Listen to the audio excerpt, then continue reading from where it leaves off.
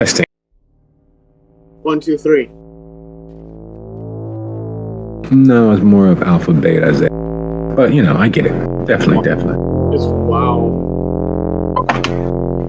All right, so There, forgot to unmute. aha. When muting oneself, it is best to remember that your voice is important. This has been your minute-long TED Talk. Thank you for arriving.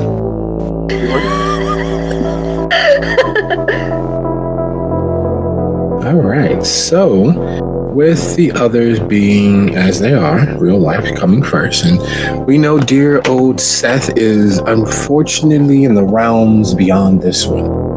All things being equal, as nothing ever actually is, but with the idea of parody, of a parody, we will go ahead and dive in if you guys are still amenable. All right. All right. Well, that being the case, I do appreciate you guys. I love the fact that we get the opportunity to take a small step away from our world and explore and enjoy the lives of these characters and what they mean to us. It's very big to do for me getting the opportunity to play. And I thank you guys for sharing this time. With my thanks extended, I would like to say that this is officially In the Shadow of the White City, episode 4. What you mean, season 4? No, we're gonna skip. I was gonna skip the season, but if you'd like, this is officially In the Shadow of the White City, season 4, episode 4. What is chaos for the fly is normal for the spider. And when we last left our coterie, they had managed to negotiate a deal, an arrangement, a business agreement between themselves and Silk of Salacious in Gary, having traveled not just far, but across state lines to engender the steady, continued supply of resources to properly stock the Piscateers Lounge's larder for blood, for donors. It is a potentially lucrative deal.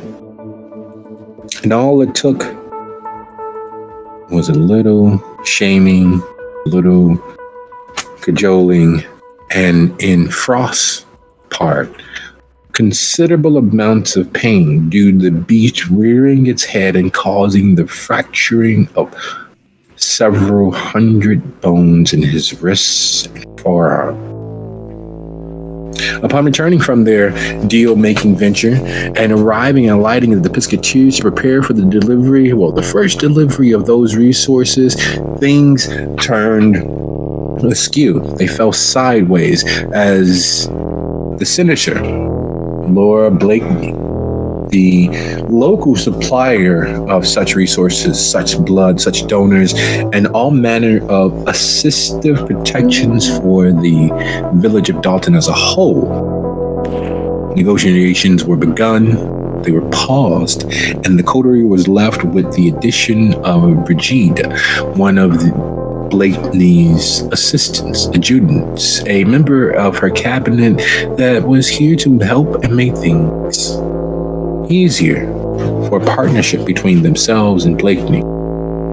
In the doing, an attempt was made on Dia's life and Seth's life, the assassin clearly being mind-whammied, being taken advantage of and used as a tool.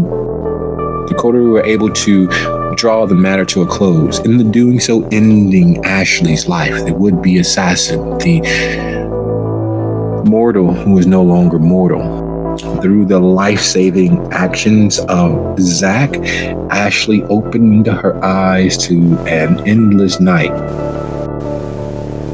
And if matters were not worse and could not grow further into the most chaotic, there is clearly thaumaturgy or some other magical aspect afoot for would-be weavers of esoteric understanding, mystical might were driven forth from the Pescateers. And now the coterie began fortifying themselves in preparation for the delivery of an ambush, of pain, of being beset by an enemy they may or may not know. Starting in reverse alphabetical order, rising the stairs with Dia and Ty, Zack has the unsettling feeling of something or someone walking over their grave. Ashley, still bemused and bewildered, coming into her kindred existence, her body dying and refortifying as she sits at the corner of the bar with Seth and Frost moving about the place, seeking to fortify their defenses and make sure that they are as well secured as possible. Zack decides that it may be best for Zack to remain with her. Ashley, a new kindred alone in an unknown space with the powers of the blood coursing through their veins. There are many, many tropes, many, many poems, many, many stories told of how that moment can go as wrong as unimaginably possible. So as Tyven and Dia slipped through the door back onto the main floor of the Pescateers, Zack backtracks, heading downstairs with Frost, Seth, and Ashley, whose leg is whole. Not healed, merely whole. The blood, the vitae, the efforts of Dia causing it to be firmly attached and connected. Tendons growing into place through the blood forming such in front of your eye. There's a strange, sick beauty to it.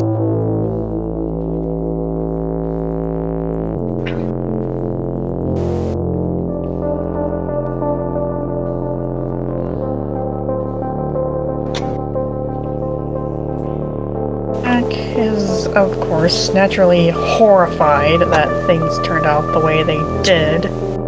But he's glad that nowhere near as many people died as what could have been the case. And of course, while he's fully aware of just how badly he may tick off Dia by not following her orders, but rather staying with his new child, more compassionate part of him understands that this poor girl just had her whole world ripped away from her. She needs someone to guide her. And of course, as her sire, Zack has the responsibility of being that someone.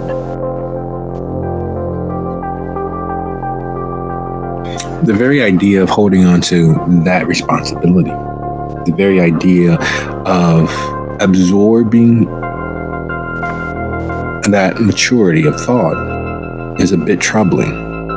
Children do not a rock star make. It is hard to live the partying life and enjoy the surroundings when one has to look after another. It's the reason why most children of rock stars and most children of successful musicians have a unresolved relationship, much like Zack has with Drew. The truth of the fact, there is a certain unescapable fact that to create a child or by choice, to kill another living being and rip everything that they were and could be from them is the most painfully selfish act another could do.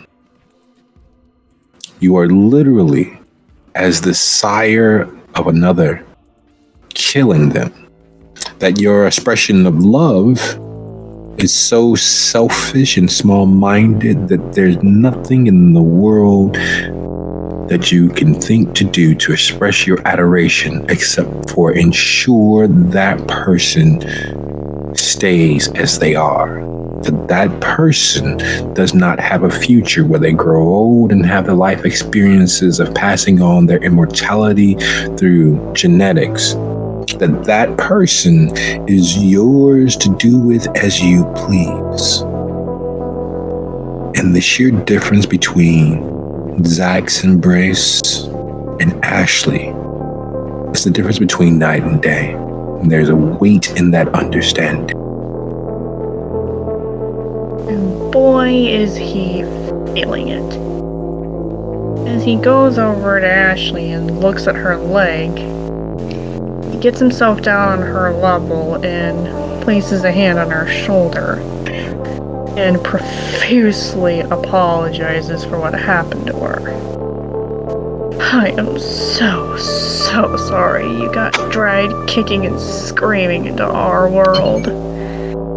Really, who would use such a pretty little thing for such a heinous act? I don't know. I'm having a real hard time. Why is the light so bright? Why? Look at my leg. Look what's happening. I didn't ask for any of this. I don't want to be dead. I don't want to be able to see like this. Oh my God, you don't have your pores. Your skin. Your eyes. Oh God. I can see. And she's staring into your eyes. And very much through the powers of the blood, certain things come easier. Certain things are almost instinctual based on who you were before the blood worked its dark magic upon you. And as she stares into Zack's eyes, would you be so kind as to go ahead and roll your composure plus intelligence? Your target number is 3. You too, or no? No. Well, actually, yes, you are within range. Okay, target number 3. Yes. Crap.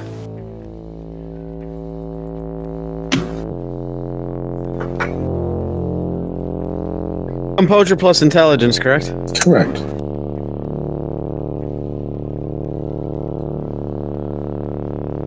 Why does this keep happening to me?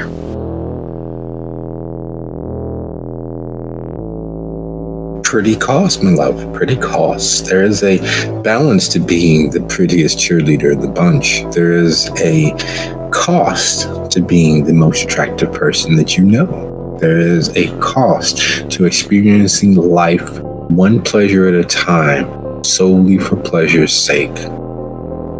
And that cost often comes due in the least ways.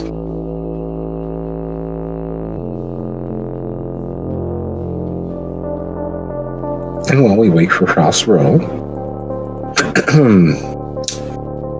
certain natural affectations, certain natural skill, certain naturally unnatural actions come easier than others. Every kindred learns at their own pace. Every newborn child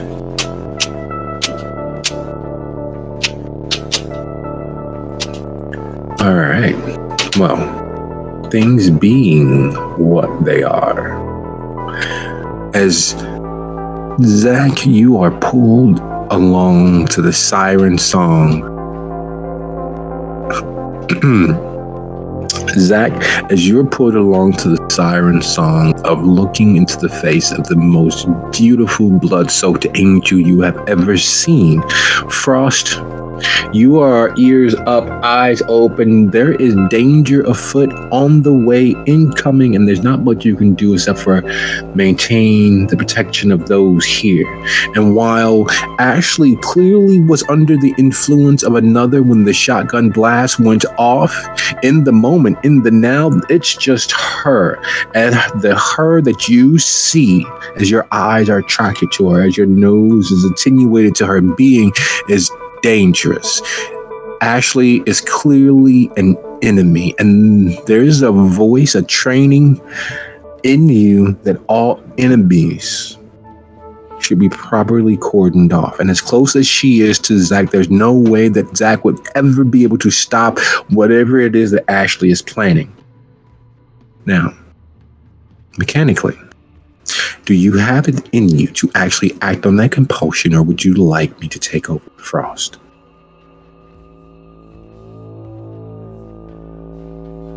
So, usually with like messy criticals, it's kind of like a bestial failure, except you do something pretty drastic, correct? It is extraordinarily drastic. It is not quite completely vampiric, but it is it is the beast acting through you to achieve your success.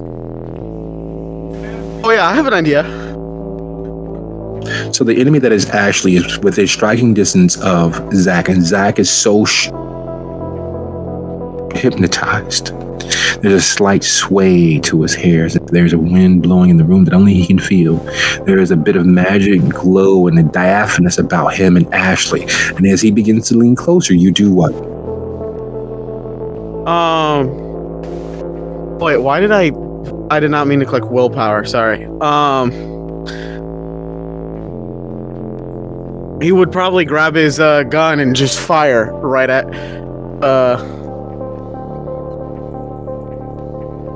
thinking. So that's not like so that his so beast telling him that's not animalistic. Okay, fine. You take care of it then. Would you be so kind as go ahead and roll your strength plus brawl for me, please? Okay. Oh boy, this is not going to end well. No, all's well that ends well. And we will ensure that we have the best end possible. You all are supernally skilled at pulling victory from the jaws of defeat. From accepting what fate doles out, you all fight tooth and nail. And this should not be any different. This should be... All right. So, as you fix, Zack, as you fix your eyes on the most beautiful blood-covered angel that you possibly have seen, and you lean in that small percentage, expressing an interest, expressing an opportunity for warmth and the milk of human kindness, the touch of trust and camaraderie, which could lead to God knows how many other things.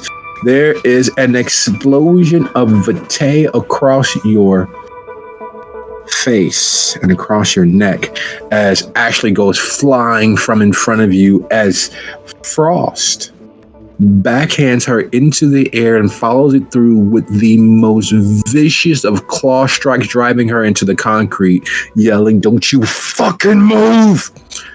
His hand wrapped around her throat, her clearly surprised and shocked, unsure as to how or what is happening. Her feeble struggles against someone who has been trained to destroy, who has been trained to hurt, who has been trained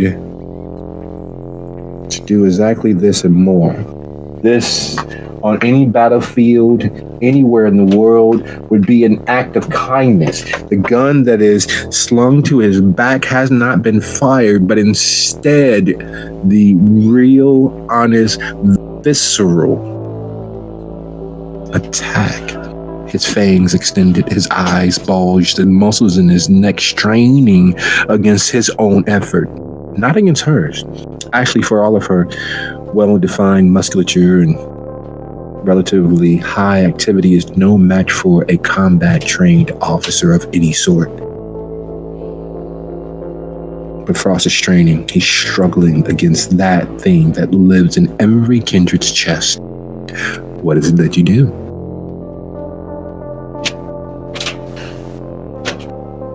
Besides trying to comprehend just what the hell is going on.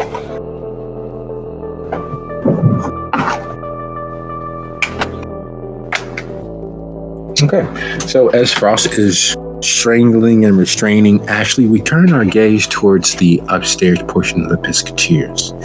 Dia, you and Tywin exit out onto the main floor. Zack, having decided to keep a watch on Ashley, closes the door behind you all, leaving just the two of you, the two members of the three, of the triumvirate of these coteries, sensates. The upper floor, thanks to your edict and your direction, has all but emptied. And by all but empty, the only person remaining is the bartender, and she is one of the more pick-me sorts. Hey, boss lady, I know you said that we were closing for the evening, but I just didn't want to leave the bar unmanned. You know, the front door lock has an issue. I was hoping that I could stick around and make sure that you're okay. Nicole would always let me.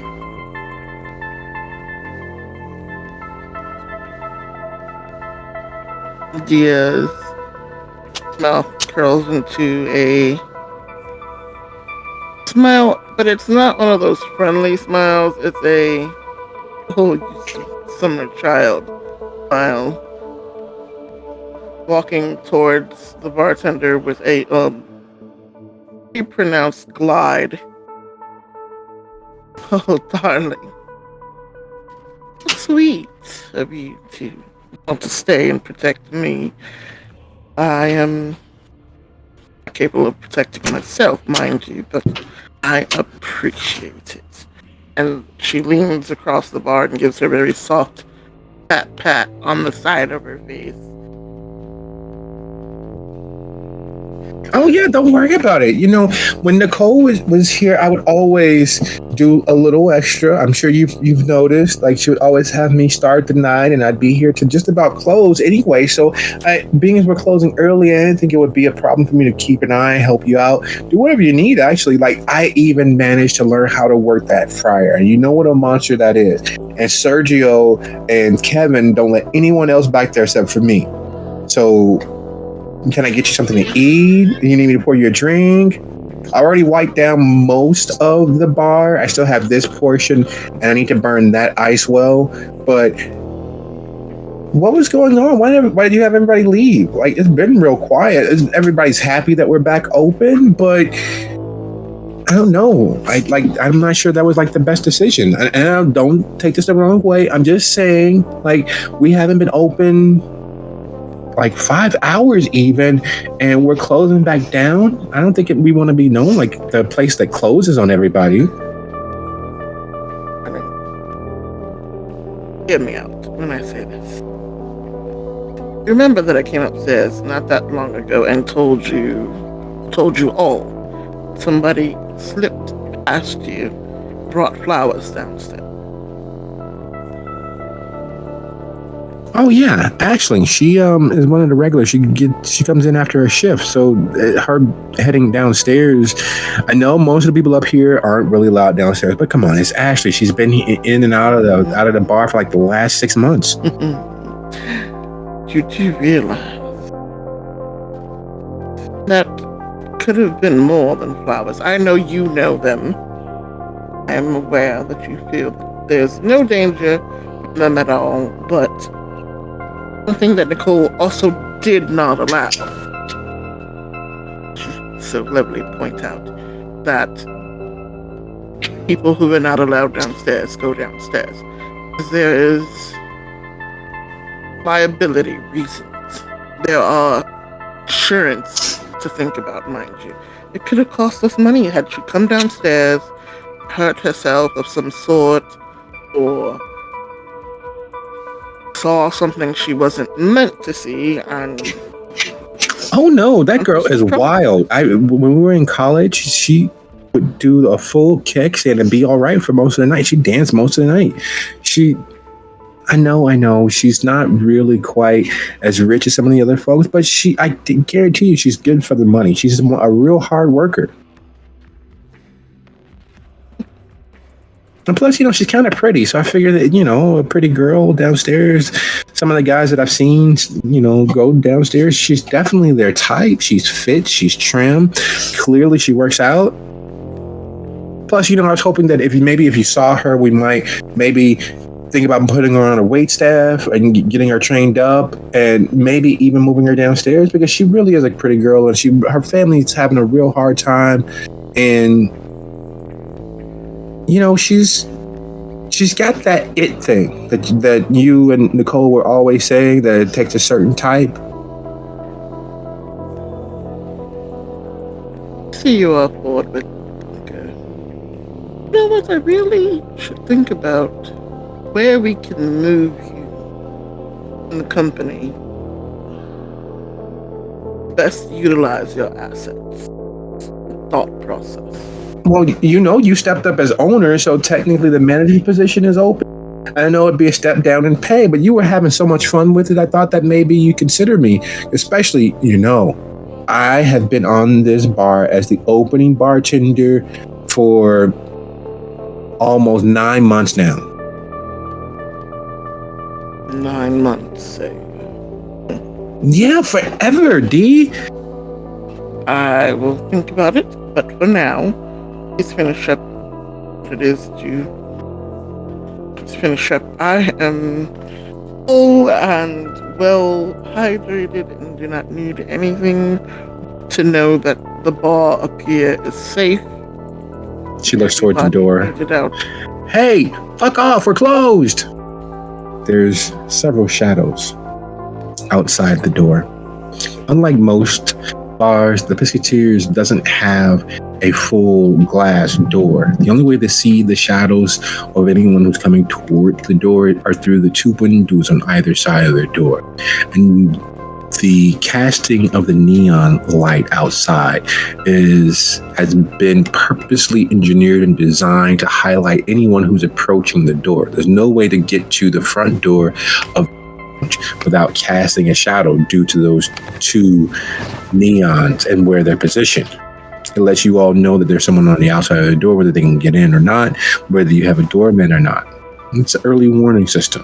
And in this particular case, she flouncing her hair and paying attention, just kind of glancing around, trying to avoid eye contact. Clear that she's not quite as adept at social interactions as one would expect. She is wary of a sort. And catching sight of the shadow, she calls out your typical response for the upstairs portion. Such language and such behavior would not be tolerated downstairs in the actual Pisketeers lounge. But up here, it works. It makes it home. That's why brow raises. How about you go into the kitchen for me and just stay there for a while? I will handle this as leader. Make sure that things locked up here, okay? Oh, you want me to close down the kitchen? Sure, no problem. But you shouldn't. Nicole wouldn't let anybody out here by themselves. You want me to stick around? Because and she points toward Tyvin. He doesn't look all that tough.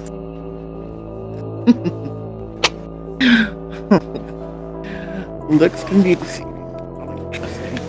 Evan has a taser in her pocket. Oh. They'll be fine.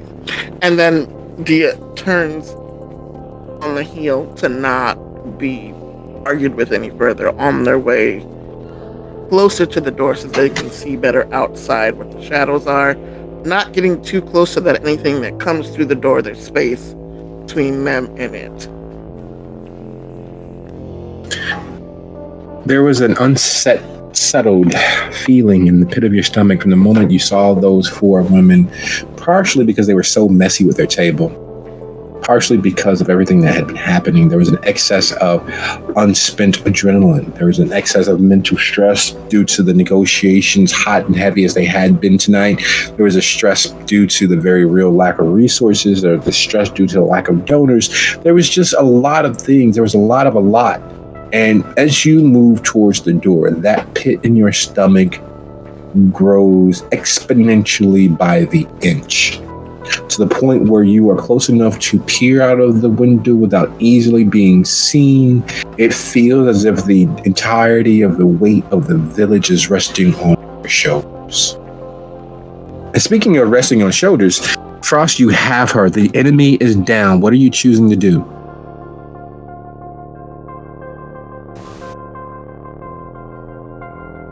Okay. So, Frost being Frost, would say he would then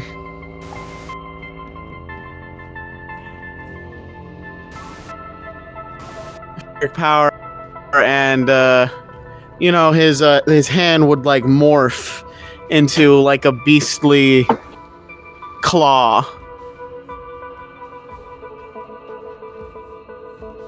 All right.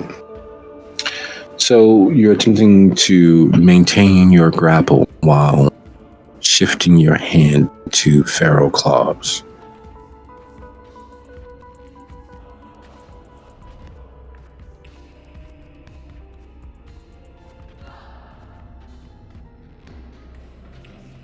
Frost.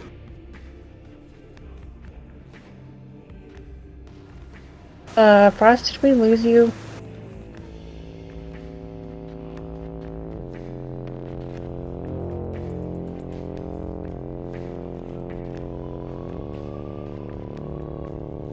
Testing, 1, 2, 3. I'll take that as a yes.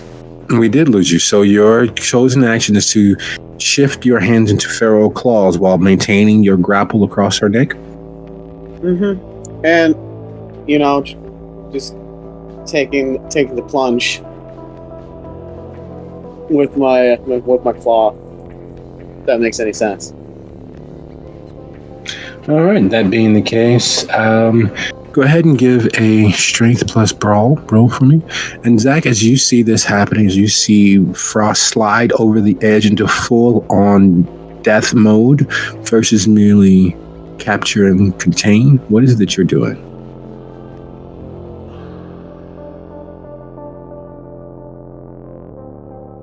Oh boy. Right now, he's trying to keep himself from going berserk because it feels like Murphy's Law is in full effect right now.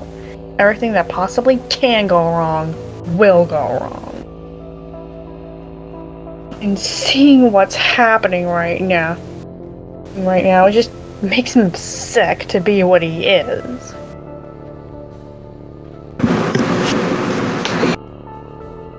Okay. You're watching and then struggling with your...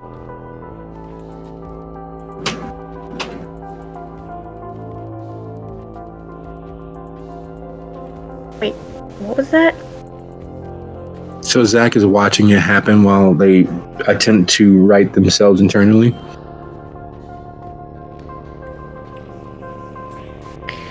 Essentially. Okay.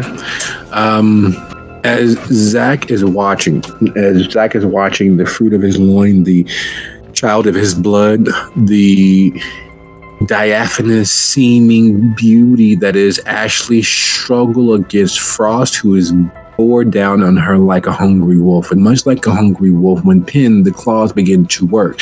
They begin to tear and eviscerate. And as he attempts to shift and hold and manipulate and rip her head off from its shoulders, she struggles and screams out, "Zach, help me, oh my God!"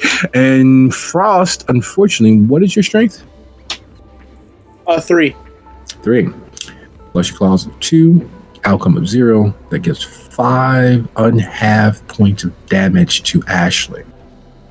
That is effectively 1 aggravated and a full health bar. Before your very eyes, Zach, Frost is ripping her to shreds. Now, there's one thing to, shred chicken or turkey for tacos. There's another matter entirely to shred a human being. And that is what you're watching. That is what you're standing by, allowing to happen. As she defends herself, she attempts to try to wrestle free of your grasp, but you hold her adamantine. There is still danger there. Your gaze is still attracted to her. Your nose is still filled with her scent. Frost, what do you do?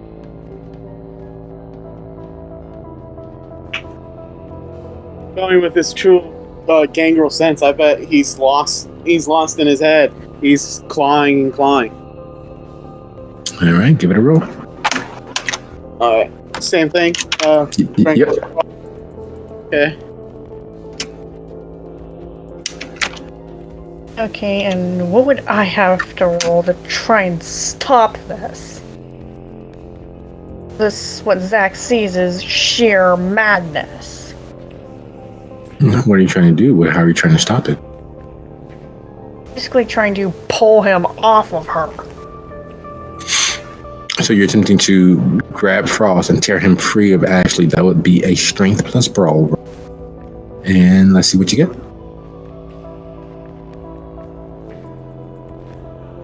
Oh boy. This is going to be an exercise of futility, but this is what Zack would do.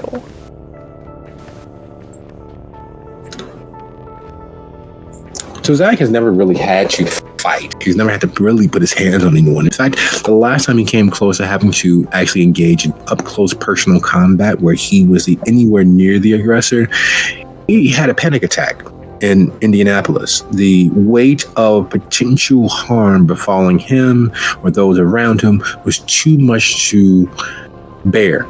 It was mentally and emotionally painful for him. His knife still bears the stress and the taste-soaked strain of his grip. In this moment, watching Ashley be torn limb from limb, there is something that is ignited in him, an unwillingness to let another fall to the darkness. And that other, if he must be honest, he can't tell whether that's Frost or Ashley. But either way, he doesn't want what is happening to happen. He leaps forward, wrapping his arms around Frost, who is considerably stronger than one would expect, and begins yanking and pulling and attempting to separate the two. And as he hears Ashley, that pained last cry, there is no doubt. There is no secret to what Frost has done. There is no secret, because the scent that immediately begins to fill the room is the scent of an hours-long body cooling as Ashley attempted to kick and push and strain and remove Frost's claws from her dead flesh. As Ashley cools and her vitae soaking Frost's claw. As Frost breathes heavy, though he doesn't need to. It's an affectation from his living days. And the effort is done. The work has been completed. Ashley is no more. And as the remnants of Ashley stares vacantly into Frost's face, he realizes that this is not the first time that he's felt that effect on his mind. This is not the first time that he's been in an area where someone such as Ashley has called his attention, who has drawn his sight, who has been unavoidably attracted, so much so that it was distracting. This is not the first time he's felt it. This is the first time he's felt it so deeply. This is the first time he's felt it as an attack. This is the first time that he's fought off the fullness of the effect.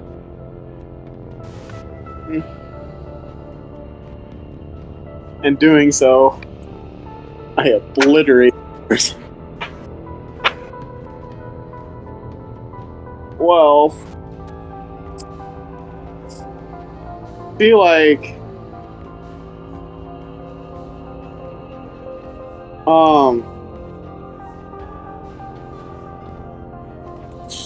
Frost would probably be, his eyes would go wide because, you know, we decided not to kill this person, and what did I just do?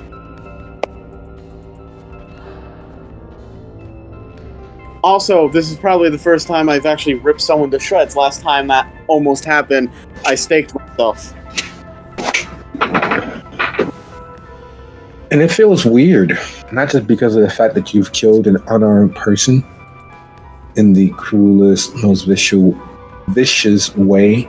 Hearing her cries of pain, her call for help, her reaching out to Zack and reaching out for help, calling Dia, calling for help that would never come. Her last legible, intelligible word was, Mom.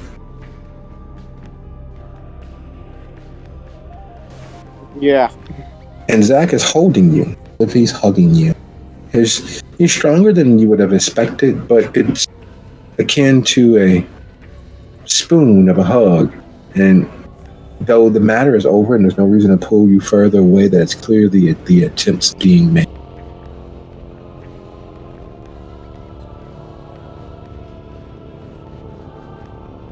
Zack is absolutely livid at what just happened. Now letting go and giving Frost his coldest and the most just hate-filled glare. Not even saying anything.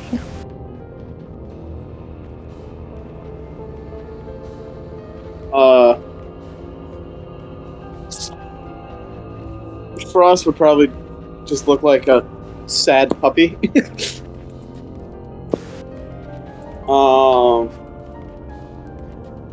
Because, he did just kill a technical innocent. No, there's no technicality to it.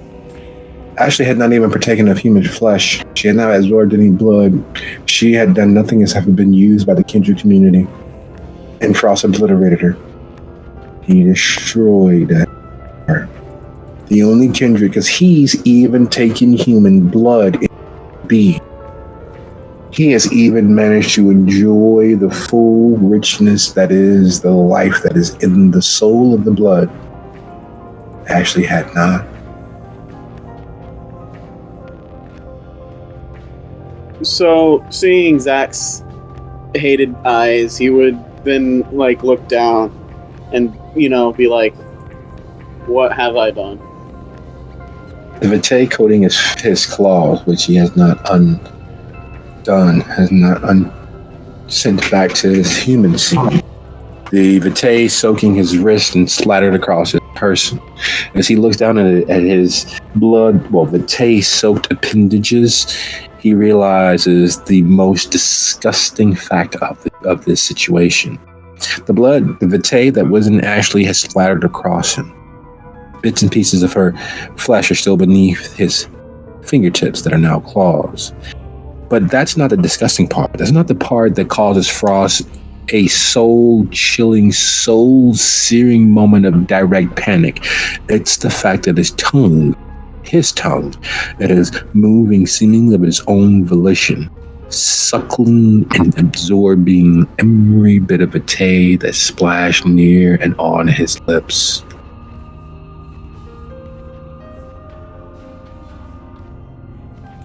So this is like the beast still has more control over. When he realizes what he's doing and what his body demands, his undead state of being requires, he stops. It's like asking someone how they were able to do what they were doing. The moment they become aware of it, they no longer are able to do it at that level. And once he realizes that there is a need in him so strong and so pure that it can manifest in the myriad of ways, including the lip-smacking absorption blood in all of its variety. We shift upstairs. There is no one that does not know what happens at the Pisketeers. It is the place where family members come to enjoy their adult time, hard won and earned after a day's labor. It is also one of the premier entertainment clubs for those with discerning tastes. It was formerly, under Von Evan, a speakeasy. Decades upon decades ago, one where even Dia herself has sung before an audience of gadabouts and gadflies. But now, the former speakeasy is just that touch of the special, of the elite. Its tunnels beneath, its secret egresses, its ability to provide vitae and blood for all manner of kindred. It is, while not an Elysium, because Dalton is independent, it is very much a center of commerce and the ability to have a safe, secure space to indulge in a bit of deal making.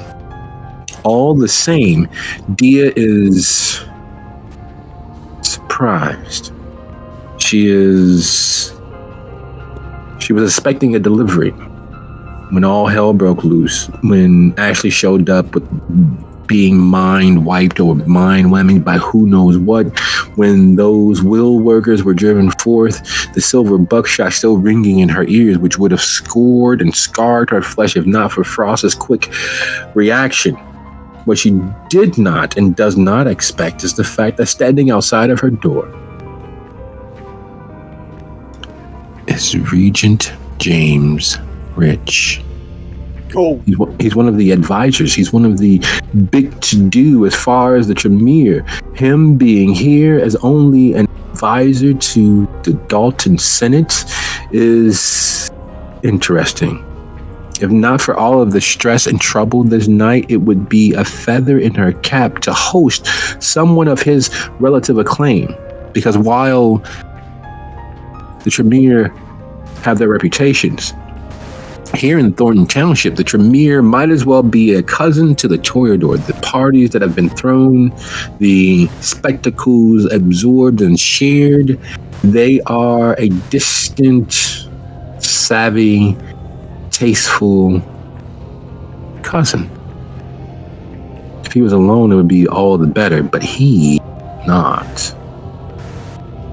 The tall woman, almost model height next to him, could only be Amanda. Now, Amanda, being the senator for the, lack of a better word, the local primogen for the Nosferatu, is a cruel, discerning mistress. She believes in an eye for an eye first. There must be a balance to all things. She also, unfortunately, is independently wealthy and has been since, well, Prohibition.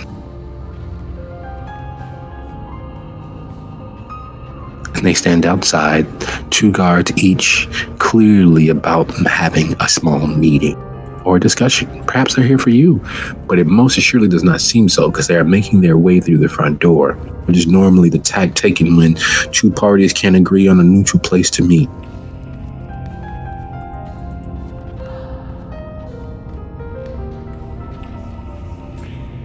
Despite the absolute falling in their stomach about seeing those 2 outside, and one specifically with the fact that Seth is assumed downstairs because Dia doesn't know that they've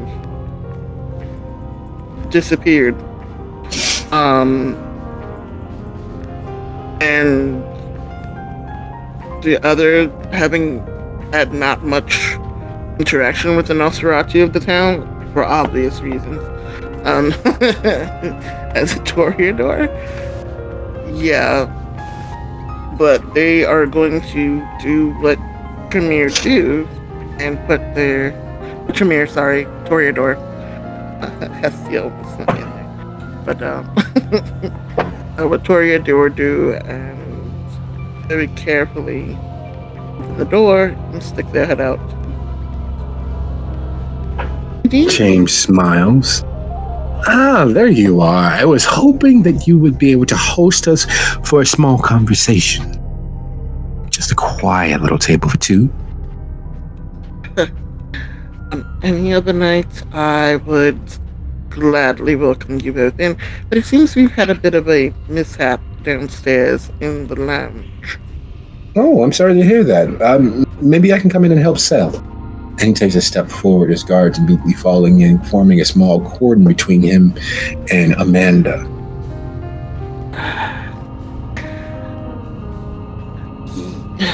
I'm sure Seth would appreciate that, yes. And then hating their life right now, hating their own life, step back and let James in. James is dressed as stylishly as you have ever seen him dressed. His pants have been tailored to within an inch of decadent. They are clearly a silk cotton blend of some sort because they look soft and supple, yet have a small bit of that silken sheen that is unmistakable. They are pressed as sharp as razors, and his shoes, perfectly matching the vest hidden beneath the blazer that he wears open. His oriental styled scarf hanging about the lapels, his pinky rings on both fingers, the watch that Dia has grown accustomed to seeing him in. It looks as if he is dressed to impress, which is strangely matched by Amanda. She's always been a little severe, a little out of the way, a little in and out of what's stylish and what's last decade or what's last fashion epoch. But in this evening, her form is draped in chiffon, a strangely off-putting color to Dia because it is cream, which goes against her pale gray skin all the same, as if she is an adornment to the dress instead of the dress showing off who she is. This color somehow matching the yellow of her eyes, and her hair pulled back into a severe enough ponytail that it looks as if she's all but bald. Her guards, however, are the perfect gamut of background muscle, tall, strong, bland, dressed in dark colors, clearly not black, or at least once maybe having been black, but washed enough times that it seems charcoal gray at best, maybe almost a little off black, and not quite solid black, all the same. James's guards are another matter entirely. They're empty-eyed, black-socketed, barely there whispers of undefinable sexuality. They're neither male nor female. Their skin, sallow though it is, isn't sunken or depressed like you would expect on zombies or the imagined idea of ghosts. But it is clear that whatever they are, human, definitely not one of them.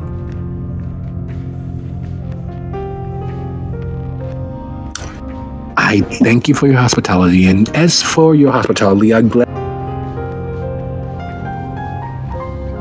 Concordia, I'm sure that even Amanda will help us with whatever is needed so that we might obtain the necessary privacy.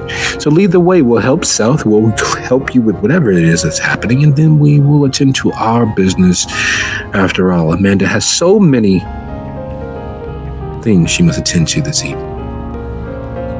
Your frivolity is unneeded, Regent Rich. Lead the way, Concordia.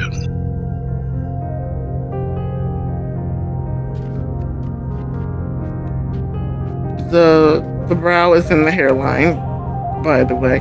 And she's looking between the two of them, and then again at the guards, way more on Rich's side, trying to piece together what the actual hell.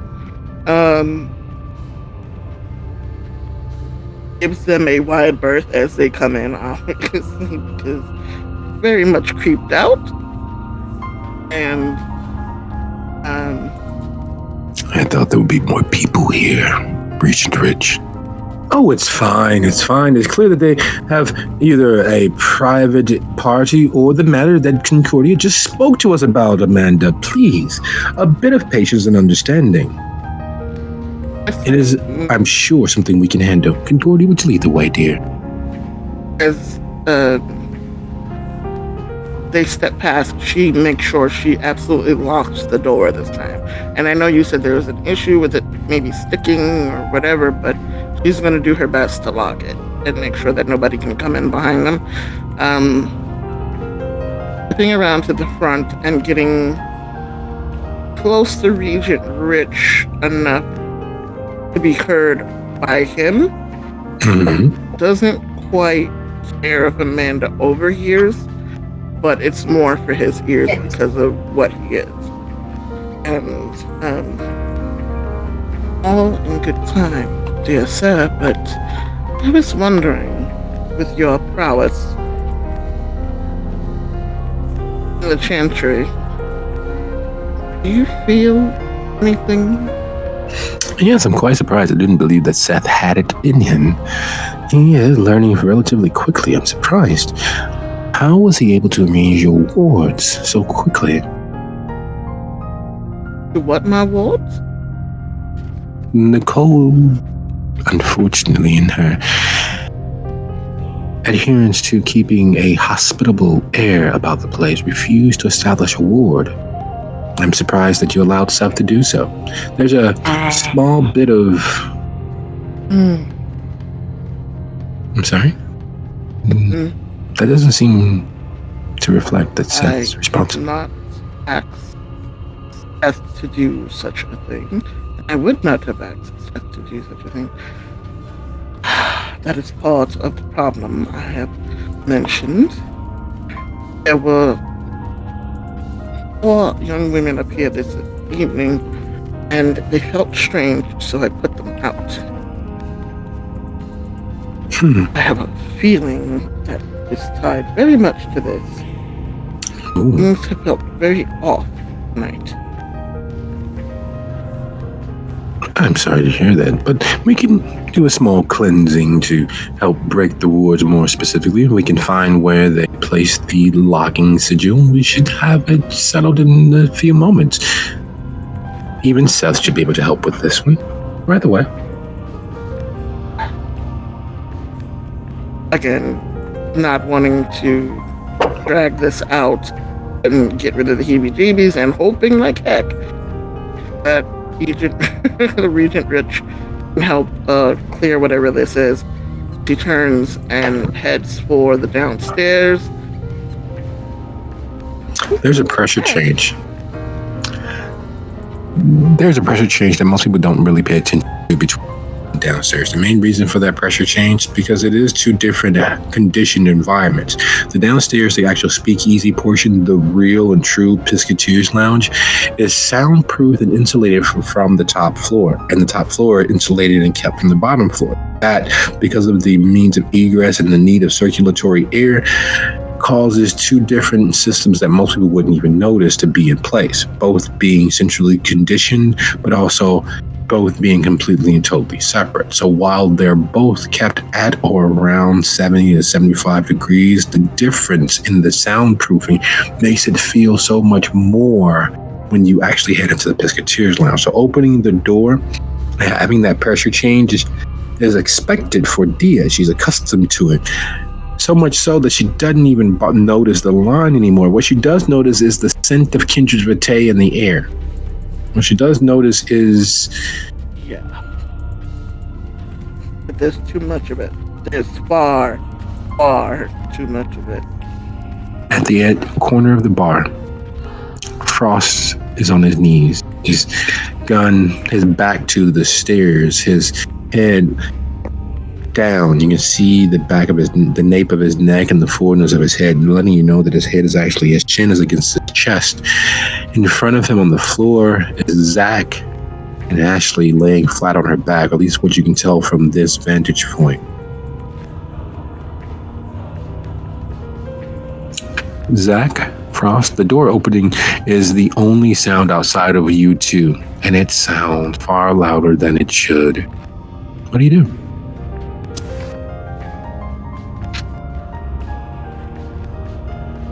Frost does a small growl, like a startled growl.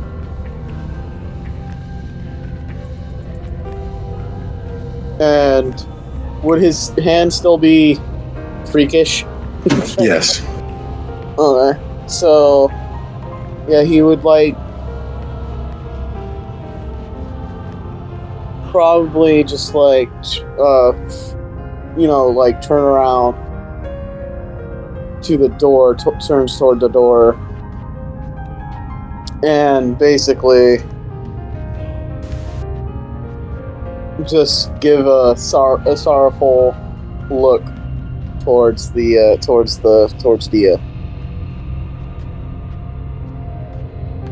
Zach? Zack looks towards Dia, and he still looks furious. But there wasn't the hate that there was before. He's no longer glaring, it's clear that he's enraged.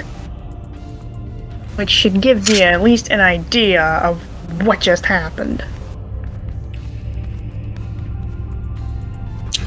Between Zach's look and the splattered visage of Frost, having turned just from the waist, his hand is not quite visible, but the fact that his face is splattered, a bit smeared with vitae, and Ashley looks unmoving, though their bodies are between you and Ashley's. It is.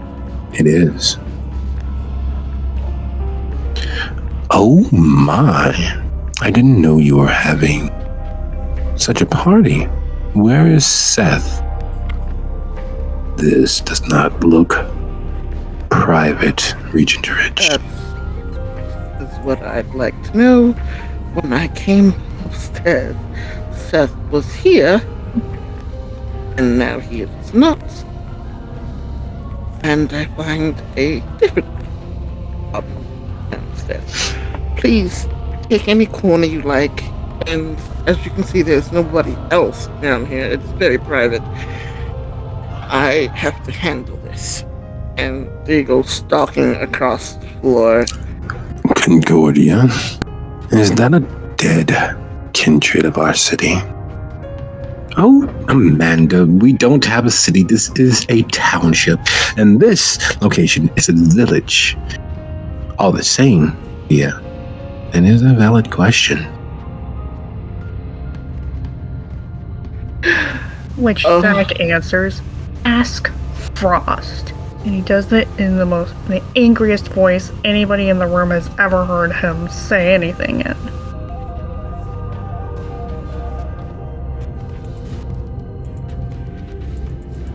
I don't need to ask Frost. I can very much see what has happened. And turning towards Rich, well, honestly, since you are already here, this young woman at one point was a woman, came in and shot at us down here in the basement. Frost, in his eagerness to protect me, did the wrong thing and killed her. And then Zack, meaning well, mind you, attempted to save her,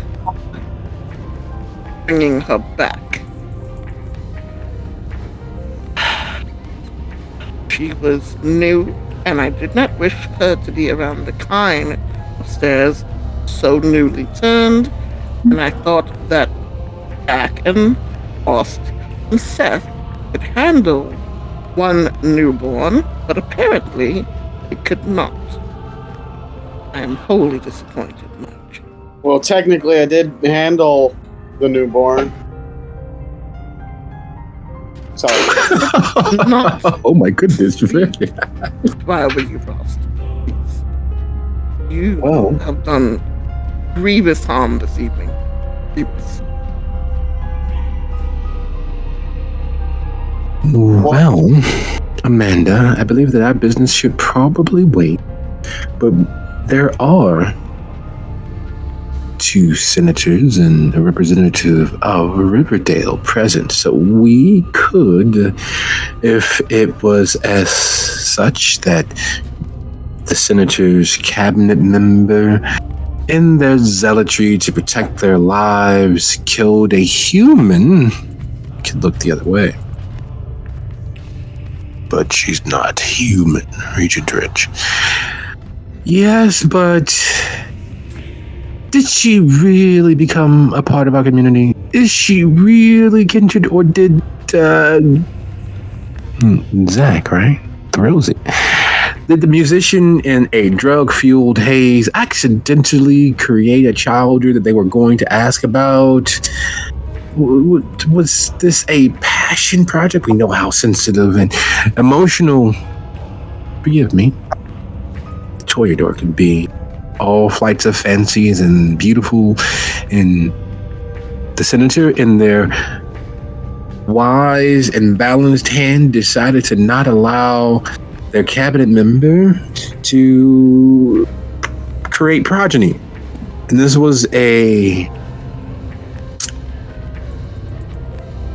intervention. Regent Rich, are you attempting to offer a suggestion for a cover-up? Cover-up is such a dangerous, dastardly word. What if this is merely the results of a creative investigation? What if we are investigating this matter and tossing out hypotheses, and then the most viable one is the one that will go instead of cover up? Such a dirty, dirty word. Don't you think, Tia? Indeed, cover up is very strongly leaning towards having done something wrong when I was just protecting myself and my cabinet. As you can see, there are still bullet holes in the wall. Zack, as a member of the Senator's cabinet, your voice carries weight. Frost, your voice carries weight. What say you?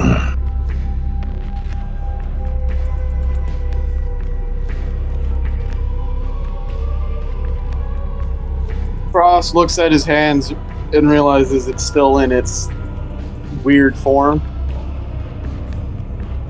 and tries to, turn it off. As the muscles break and reform, and the blood, the vitae formed claws of Frost's hand turn to their normal human length fingernails. Blood, however, does not disappear. Blood is mostly absorbed by the skin, furthering Frost's understanding exactly what this life might be for him. All of this happening in front of the Regent and Amanda. Zack decides to speak. My actions were a misguided attempt at the prevention of the loss of innocent life. I can make no excuse for what I did. I can only provide explanation.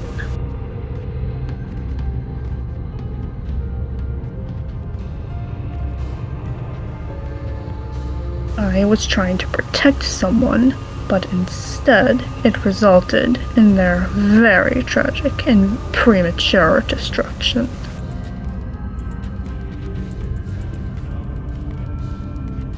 Well, senators, I am of a mind to perhaps make a small suggestion. You should not consider them part of the investigation.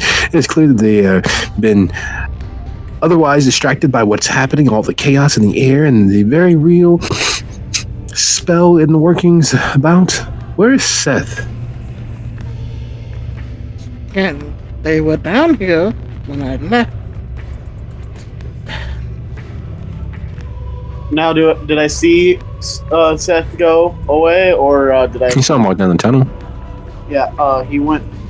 I basically walk up to Dia and whisper he went into one of the secret tunnels.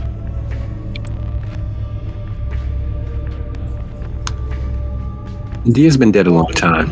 Most of the others gathered on the stairway have been dead a long time. However, watching Frost rise, the vitae causing his clothes to crinkle, the wetness slapping against his skin, and even through the cloth of his clothing, his skin begins to attempt to pull the vitae into itself. The vitae across his face and through his hair, those little bits on his hand that haven't been absorbed by the skin, it creates the image of death's specter moving towards you. It is a very difficult thing to stare into the face of something that has killed the immortal and not have an instinctual response. Though Dia, Amanda, and Rich managed to do so, having lived for as long as they have. They know that fear urges the beast forward. It is a battle all the same.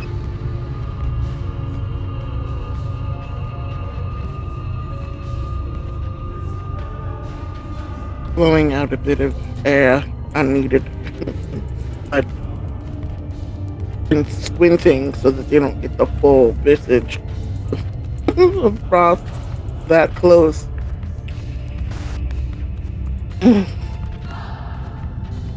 Yes, I will check there. And maybe he just was tracing the spell backwards from where he thought it might have come from. And then she walks towards one of the panels and goes to slide it open. In the doing, Dia is hit with the most ambrosial scent she has ever had in recent, at least 3 decades. It is the essence of mead. It is mead that has been fermented and rendered and distilled to its very essence. It is the most potent scent she has beheld in longer than she has known any of these kindred to even possibly exist. It is ambrosia. It is a minorly distant liqueur.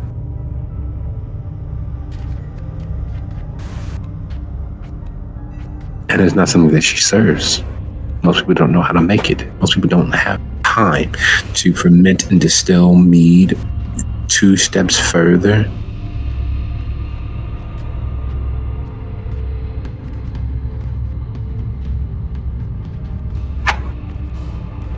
There's a bit of a sway on their feet as they get hit with that scent, and they turn to look at the room, confused by the smell. You all smell that as well. Rich steps down, moving a hair closer. Honey and clove. Interesting. Yes. It is like a memory from so long ago. Strange. Amanda growls at the scent, the sweetness of it annoying. She steps closer all the same, and while she's resisting, it is clear that she is equally understanding as to what it might be. Frost, Zack, watching the slightly elder kindred move towards the egress of which Seth exited, do you all move closer? Do you stay where you are, mourning Ashley? Zack is now on his knees, brushing Ashley's hair behind her ears, and now gently stroking her hair while singing the Elton John song Candle in the Wind. It's just enough so that anybody who's within 5 yards of Zack would be able to hear him.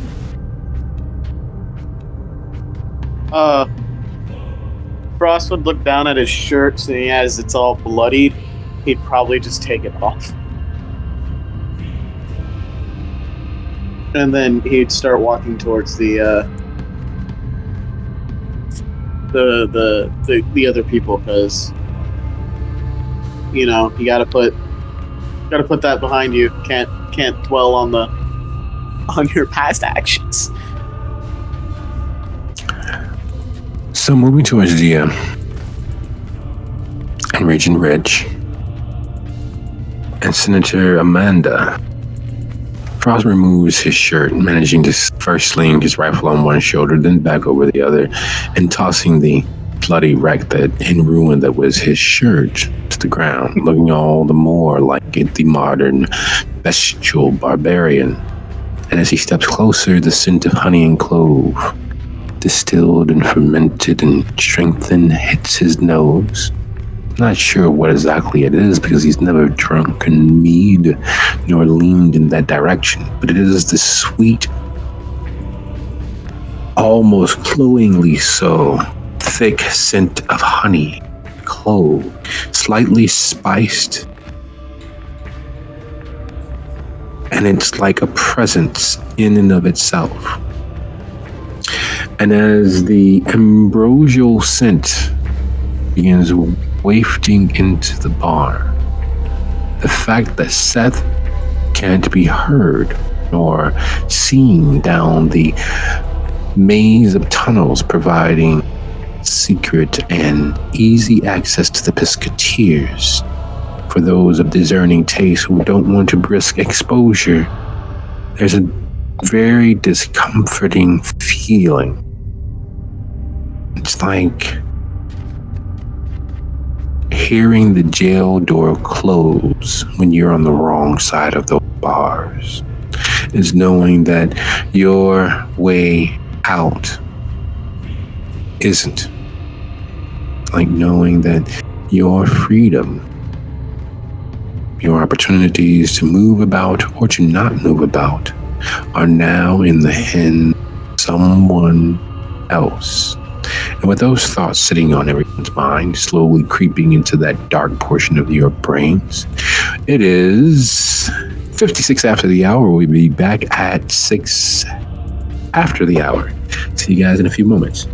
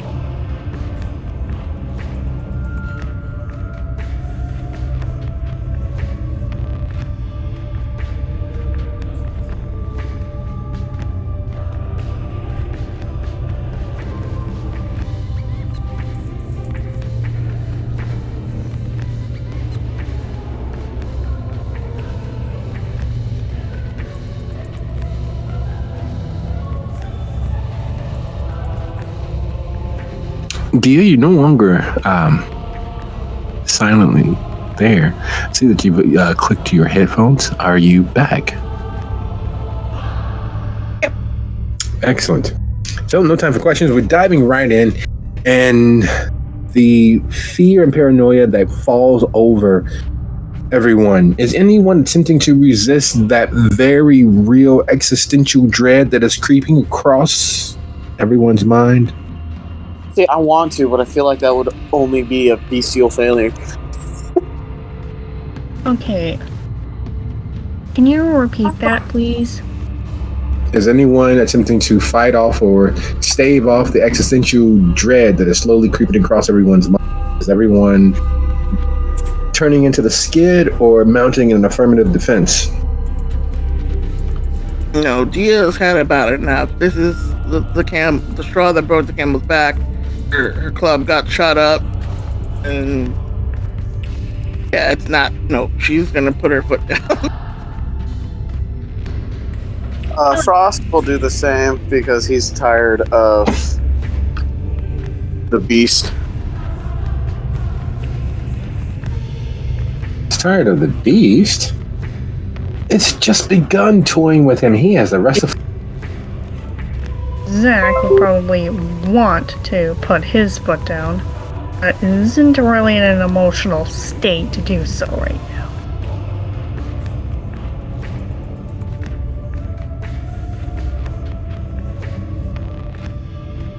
Okay, that being the case, your unspent willpower, your target number is 3. Zack, you are now officially at -2 for all action. Unless, of course, they involve self-immolation.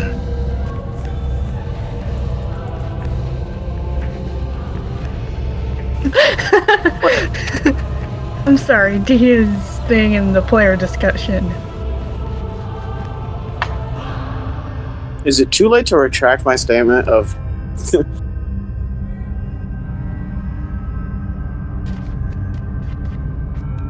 Your statement of what?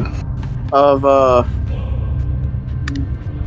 not resisting it? What's your unspent willpower? Do I need to make a roll?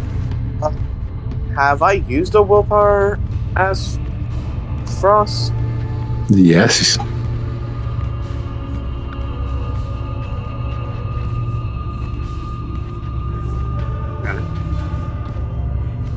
Oh, right. I am at like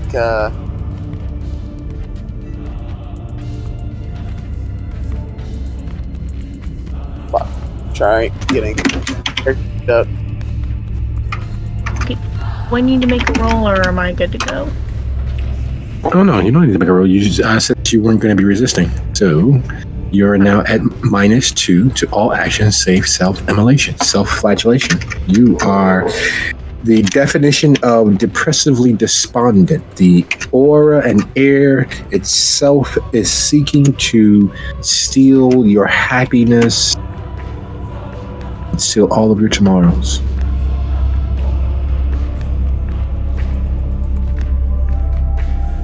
Yeah, someone's gonna have to snap them out of it.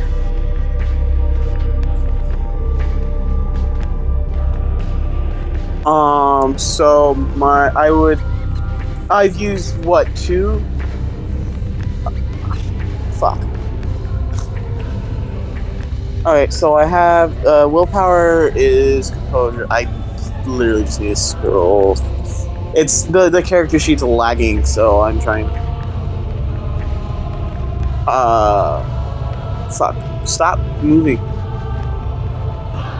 Oh, here it is. I have. Jesus Christ, I didn't realize I had that much willpower. I have 4 willpower left, so it would be... What would be the roll?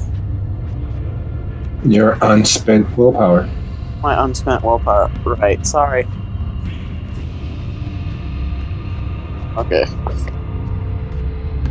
Fuck my computer taking so fucking long. Sorry, I curse a lot. It's fine, I'm used to it. Comes from growing up with parents and an older brother who are strong believers in the right to free speech. And a father who hates the FCC with a passion. Willpower, the willpower. Unfortunately, you cannot, my friend. Yeah, I know.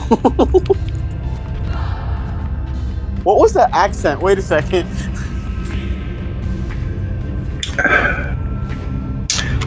Accent? There is no accent here. All right. So, in the breakdown of what's happening, there is a turmoil in the ether. There is an existential spirit of depressive understanding of the reality that you exist in. There is an assault on the senses. There is a spiritual manifestation of all the worst self-loathing moments that you have had over the course of your life. Standing in the face of it, sneering into the attempt at causing self-harm, Dia, Regent Rich, his 2 ghoulish guards, one of Senator Amanda's security, Amanda herself, and Frost beginning to shake and twitch, because there is a very real fact that you are odious. You are the worst. You are despicable and deserving of nothing but the pain upon your death. And it creeps over you and claws its way into your chest. It nestles there around the love you have for your daughter. She deserves so much better than you. And Zack actually deserved a better sire. Actually deserved someone who would have fought for her. Actually deserved anyone but you to have been the providing spark for her eternity. Because of your failures and your shortcomings, not only did you disappoint Drew, not only did you drive the one person who loved you beyond all limits away,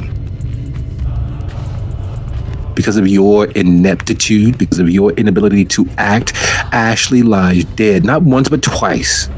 You saw the flowers falling. You could have done something. You could have perhaps put yourself, instead of reaching for Dia, another member of the damned, you could have moved to the flower girl. You could have kept her human. But instead, because you chose not to, she lies dead, killed twice by your inaction. Her future is so bright, snuffed out because you did nothing.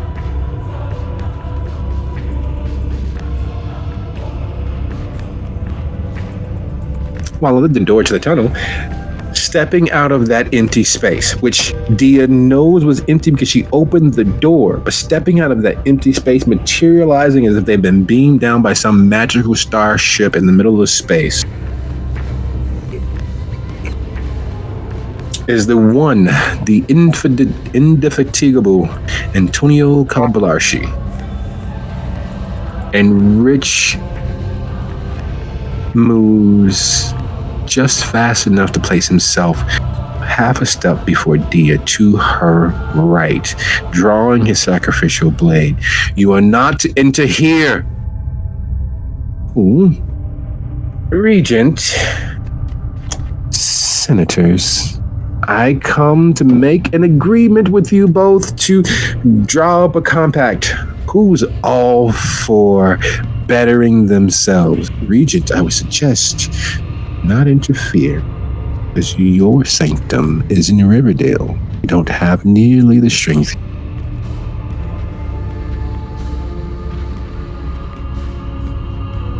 While Rich remains strong, there is some small quiver, because that is the absolute truth. As strong as he is not in his home sanctum.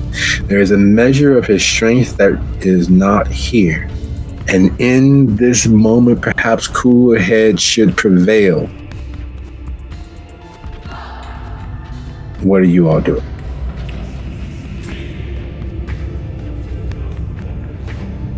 Does Dia know who this is?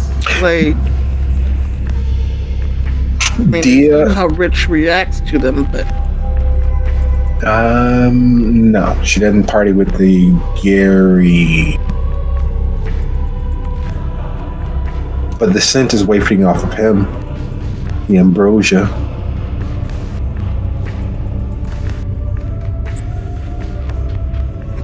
this is not the way one would start a business interaction. Oh, but it is. You always start from your strongest position. And my strongest position is that you all don't get to leave until we strike an accord. My strongest position is that I own this moment. Thank you. Man, woman, child. Thank you.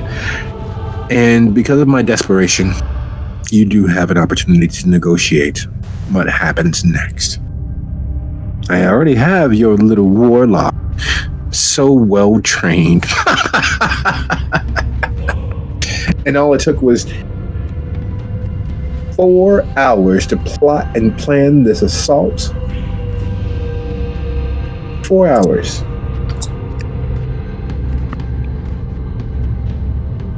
And your security, your cabinet, your business. I was hoping that you were still Nicole, but being as you are not, you will do. So here's what I want. let's just get this out there in the open so that you guys have a clear understanding as to what I want and can easily simply just say yes. I'd like to use your space with your permission. I'd like to have a permanent residence, safe, secure, and never beset by you, your allies, or your enemies. I would like you to sign over in word. I don't need a contract. I trust you. 1/4 of your space here. I need a place to chill, kick back, put my feet up, work a little magic, do a little dance, and I'll keep you safe from all the little werewolves and lupines that Rich's little sigils and protections have stirred up. Shut your mouth, Calabarshi. I will not, and you can't stop me. This is a negotiation. My mouth shutting is not part of that. What do you say, Senator? Yeah, ready for a roommate? Question, can Zack hear what's going on over on this end, or is he too wrapped up in his own self-hatred right now? He's wrapped up in his self-hatred, but he can hear the conversation.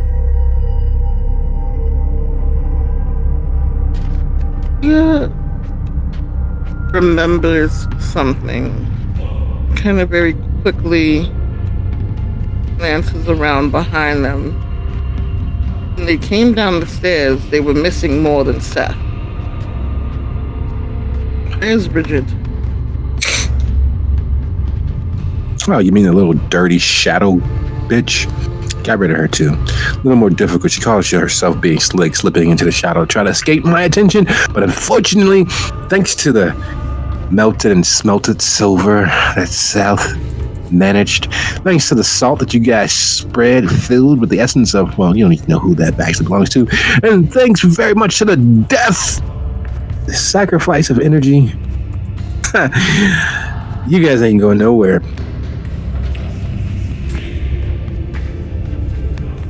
You do realize the enemy you just made. Not in me, mind you, but certain the Sombra. Oh, fuck, Blakeney. If we have a binding agreement, there's nothing you can do as long as it's inside your place. So, are you gonna let me in? Or do we gotta do this the hard way? I keep you here for a week, a month, a year. Because as long as you're here, as long as I'm here, we're stuck in this moment together.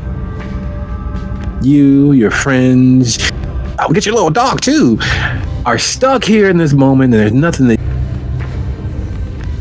you can do. You harm me, it remains in place. You don't agree, and I bore you to death until you just say yes. Yes! Yes! Oh God, yes! To rip this dude's throat. So how about it? You want to say yes now? You want to make out a little bit first? I know you Torador like that. You like the little dancey dance. And he literally starts two-stepping in a circle, jazz hands and all. A little dancey dance. I don't mind singing for my supper, but dancing so much better, don't you think?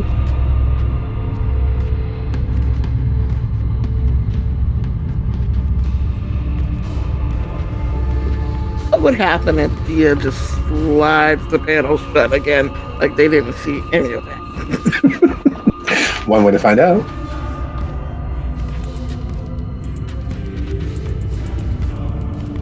Not impressed. And then they slide the panel shut, looking at Rich. He shakes his head like, what the All right. So the final decision is yours. It works both ways. If you say yes, he can't harm you as long as you're in here. He can't be harmed while he exists in here. But it is definitely keeping your hand on the tiger's neck.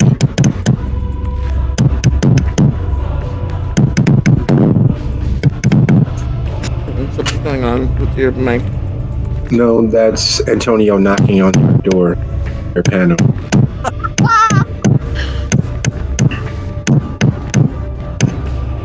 Looking at Rich, so you're saying that we should let him in and say yes until I can figure out a way to get rid of him. Yes, unfortunately, with the spell already completed, using the energies of any death magnifies the spell that they're attached to. And it was clear that was part of his ploy. She was probably the kindred you all killed was probably planned on having died soon, which means he could have enacted it earlier. And with Seth here, I'm sure he began something to cancel the spell, probably far too late. Listening to you are quite annoying. Shut up. You're thinking.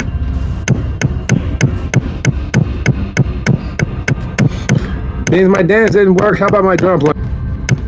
Takes cross. Takes. He doesn't shoot in the middle of it, of the damn wall of the door, but he shoots in like the corner where he knows it won't hit the dude, just to make him shut the fuck up. Oh, the drummer picks up. Now he's using two hands instead of just the one.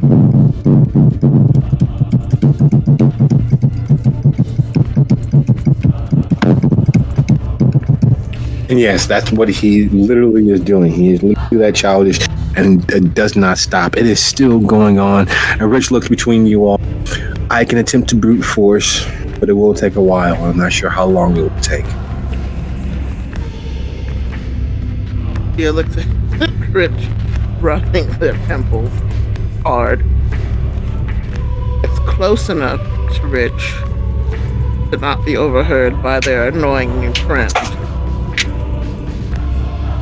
Do what you can and take as long as you need.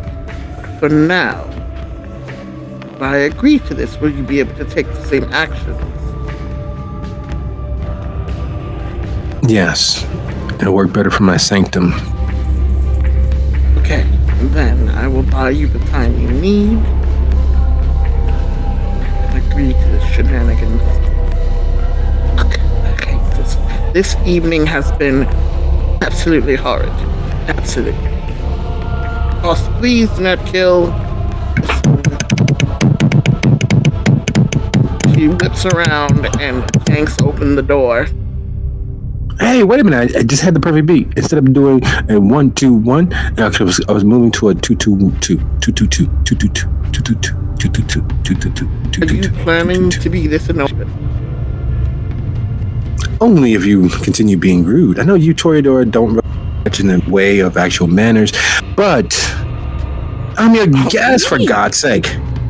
You don't have one. No, someone tries to kill you, you should at least talk to them. Someone tries to go through all of his efforts. 4 hours is a long time. The rest of forever. And you close the door in my face with not even a by your leave. I tell you that I exerted myself and plotted and planned, and you have my full attention, and you want to shut me out? How cruel. Oh, you are annoying. Come in, please. Why, don't mind if I do. And as he steps through and actually sets foot inside, it feels as if an invisible glass bubble around you all has shattered. And he extends his hand. I am Regent Calabalarshi of the Cult of the Crawling Tongue. I thank you for your hospitality and partnership.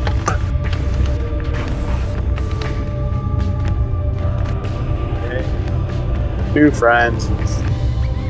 Gia does not shake their hand, but just nods in their direction. Oh, so rude. However, will we wind up in bed if you don't at least touch me? Oh my god. Oh, my heart. My dead. This guy's worse than Mason. You ruined me. Come on, don't fight it. You feel that energy between us?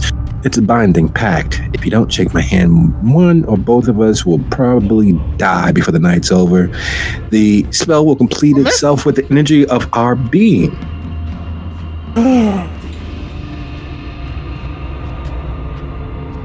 Yeah, very. Come on, I watched the other one. Disgustedly, their hand out and shakes theirs.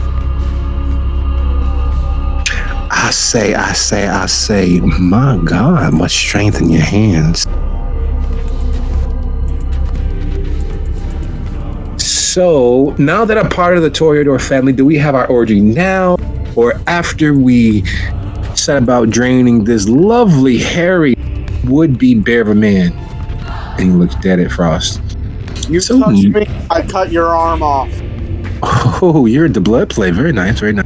I didn't bring my blades, but I'll make sure that they get here the next day or so. We can see who really stabs who the hardest. You know, one sword tip to one sword tip. You'll like it. Trust me. Enjoy it.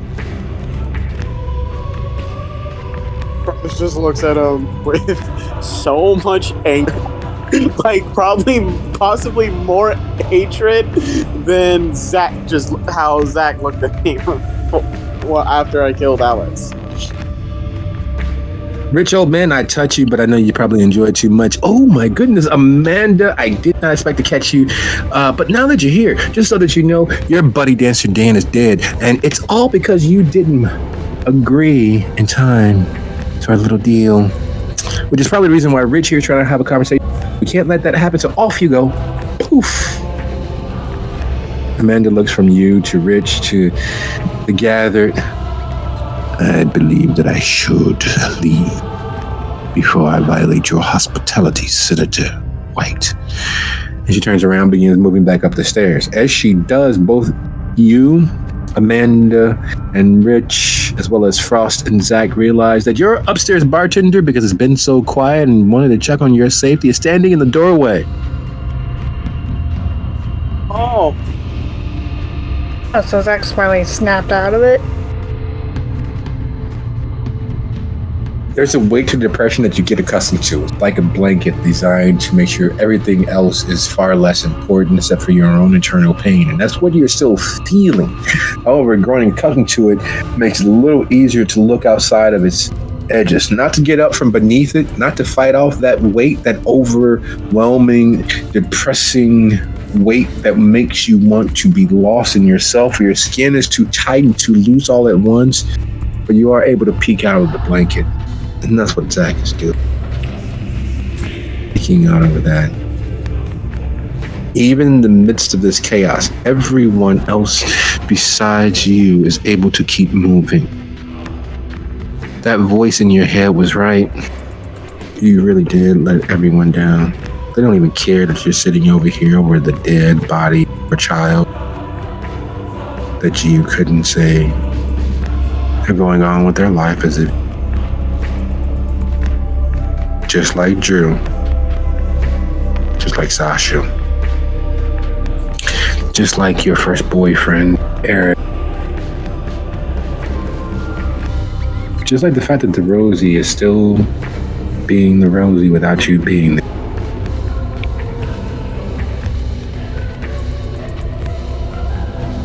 Zack pulls out his knife and points it directly at his own throat. His head looking up at the ceiling, arms above him, and the knife pointing downward. Oh my goodness, we're gonna get another sacrifice. Look at that. Come on, do it, do it, do it. He does it. He stabs himself in the neck. Frost backhands this fucker. Or wait. Dia has celerity, and they're going to move as quickly as possible and try to keep Zack from doing what they're about to do. All right, Zack. That being the case, strength plus melee -2. Dia. Dexterity plus athletics plus celerity. Ooh, no athletics at all. And Frost, are you seriously going to try to backhand Antonia?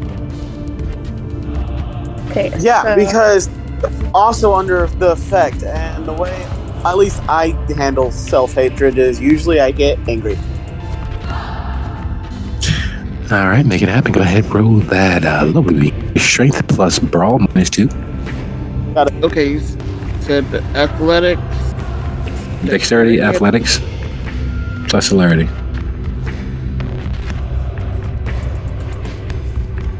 Holy fucking why? Just fucking why? See, this is why I can't make rolls anymore.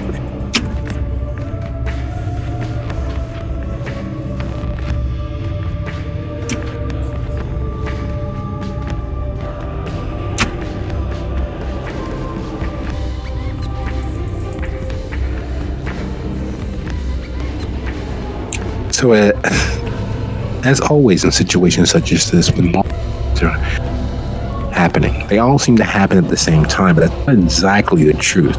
Everyone glances towards Zack as Antonio begins chanting, do it, and Frost's arm lashes out with the velocity of a Learjet. There's literally a crack before he connects with Antonio's face. How quickly and angrily he intends to inflict his internal pain externally. And as that crack happens, instead of the blade sinking hilt deep into Zack's throat, Dia standing there holding the blade and his hand inches from embedding it into his dead flesh. Antonio lands with a thud. There's a moment. Getting within an inch of Zack's face, and with anger that up until now has been well kept in check, Dia snarls into Zack's face. We are fucking roses. We do not give in to this bullshit. I am not going to allow another death here tonight. Get over yourself.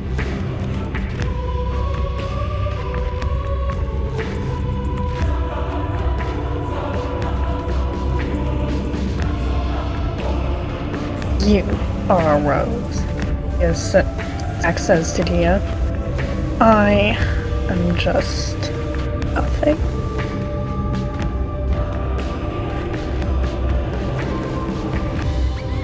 Yanking the blade out of their hand entirely, and then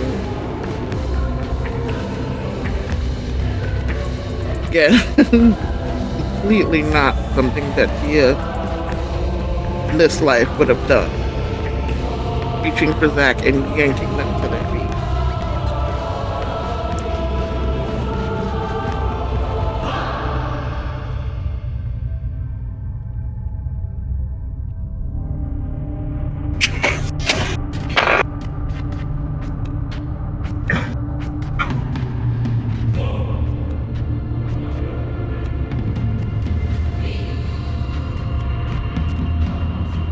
Can I disconnect again?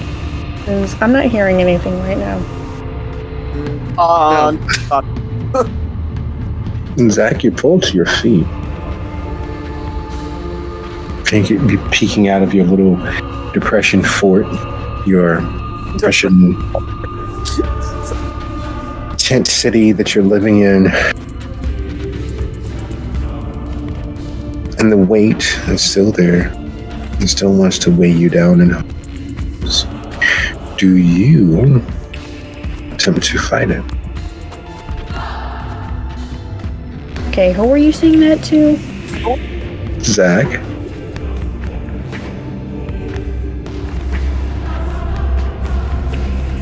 Okay, I didn't quite hear all of it because I disconnected again.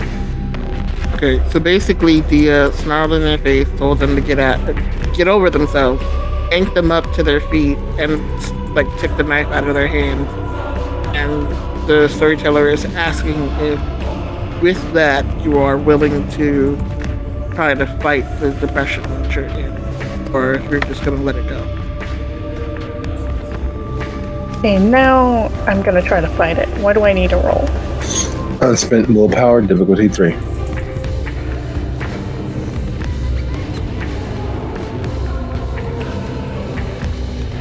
way. You know, there's a thing called willpower.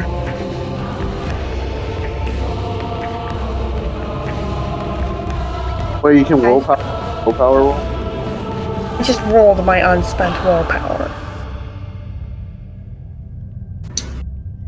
Yes. You wouldn't be spending it in regards to get your... Take the...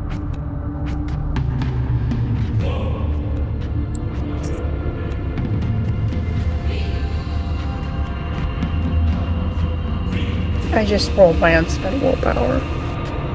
And failed, predictably.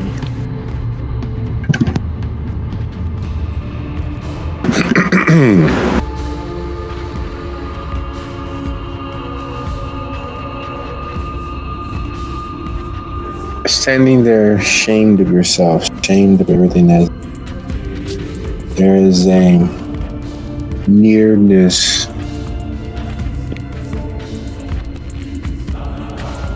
to a realization. So close you can taste it on its... You can smell it in the air around you. But the closest you can come to expressing it is the willingness to accept Dia into your depression fort. Not ready to go out into the world. The chain shackling you in place and the weight of all of the less than active moments refuse to let you go. It's held too tightly. And it's only as you realize that it's holding so tightly do you realize so too are you holding on to. There's a safety and security in not having any expectation. There's a safety and security being alone, sharing a small bit of company inside your blanket, inside of this stillness.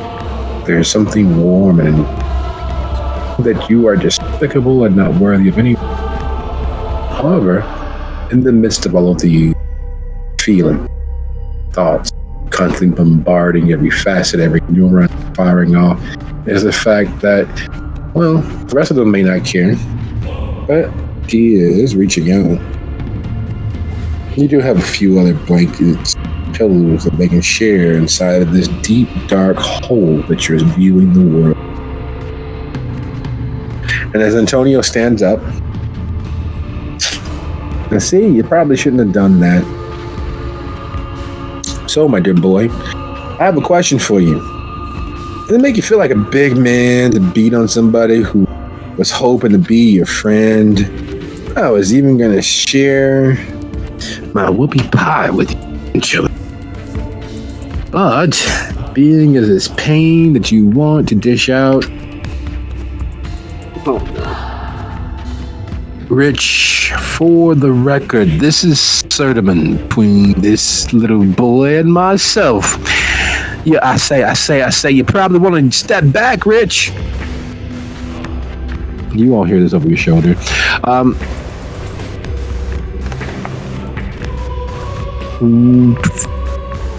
Frost, would you be so kind as to roll?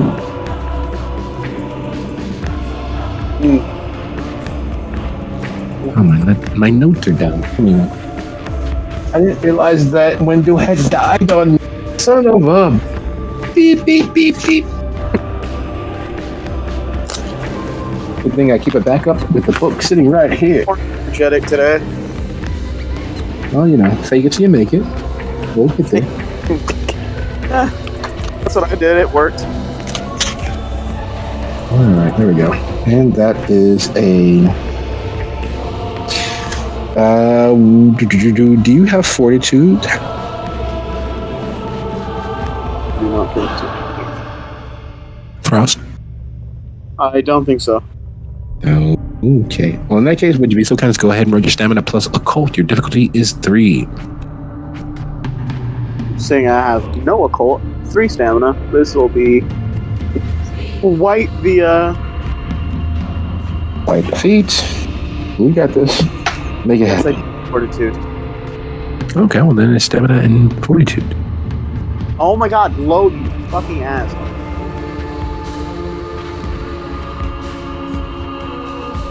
weapons. Don't you hate it when it's just a white fucking screen? We are all experiencing several layer technical difficulty this evening. Just do it on my screen. Look at my character sheet. Because the computer does not like to work right now.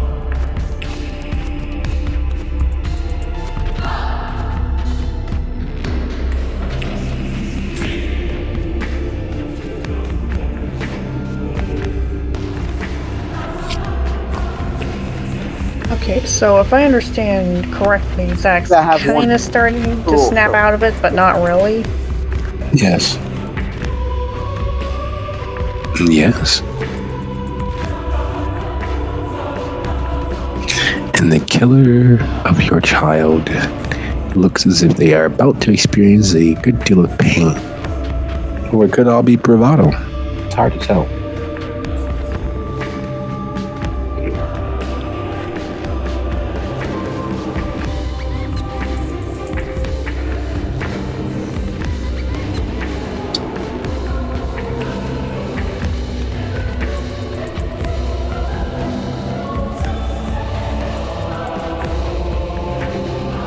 Oh, no.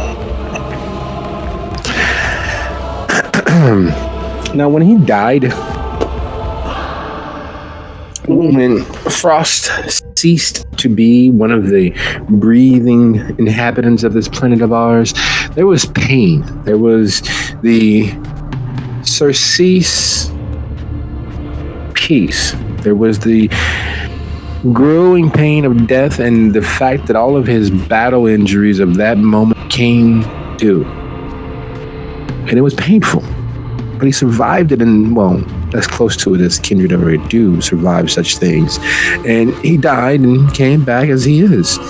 And since he's been as he is, while it hurts breaking the bones in his wrists and forearms at Silk's, having learned how to mend his dead flesh made it considerably more palatable. It was the akin to getting a slightly stronger bit of corporal punishment. Not enough to leave lasting marks, but enough to let you know that you done fucked up. This, however, is the essence of pain. This is his blood boiling in his veins, his vitae drying up and blowing. Sorry. Frost receives 2 aggravated points of damage, 2 aggravated level of damage, as the vitae in his being ceases to be there any longer. And the burning of that causes more pain than he has ever felt at one time. If you were to magnify the pain over the entire course of his life, all the stabbings, the followings, the scraping, it might get close to what he's feeling in this moment.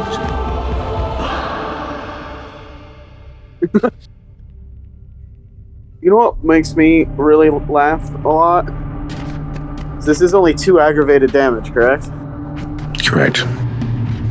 Yeah, and it's a shit ton of pain.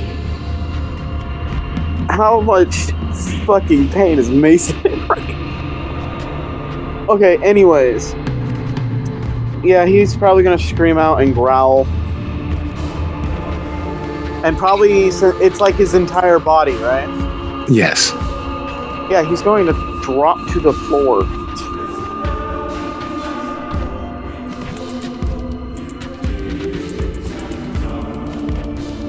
Antonio drops to his knees, crouching lower, looking up into Frost's eyes as best as he can. What about me makes you think that I fucking lie? I told you, you hurt me, you hurt. Now, do you want this to stop? Do you want this to come to an end? Or do I have to further exemplify why the deal is the deal? Come on, animal boy. Nod that head. Yes. Or you can just say no, and we can do this again. I'm okay with it if you are. Hey, Dia, Cordia, Senator White, your cabinet member is about to cost us all a lot of fucking pain. Come on, animal boy, say yes. He nods. Oh no. See, if you hadn't put your fucking hands on me, that would be fine. I'd accept your inability. I'd accept your pride. But your pride's already cost us. Your pride has already cost you. You need to say the fucking words. Come on. This is really hard. There's no fucking way Frost will be able to say yes to this. Fuck.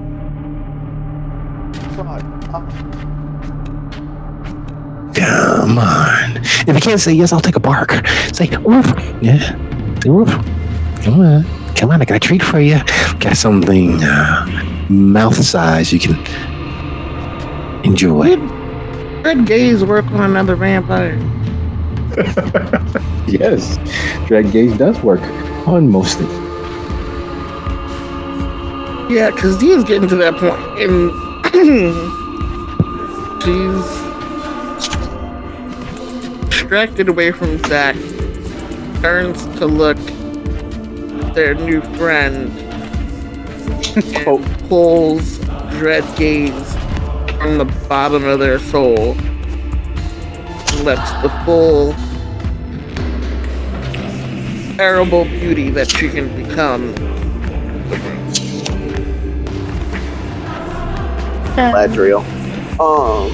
Is there a chance I could try to roll willpower again? And how much would I have left? Oh, what was your total? You just spent one. Right? You spent one since you all left here initially to go to Gary. So. Okay, so my last willpower, I had 4 unspent points. Okay. I imagine I took damage because of the failure. No. You didn't result in a willpower loss. Okay, so I could roll willpower again to try to break Zack out of this.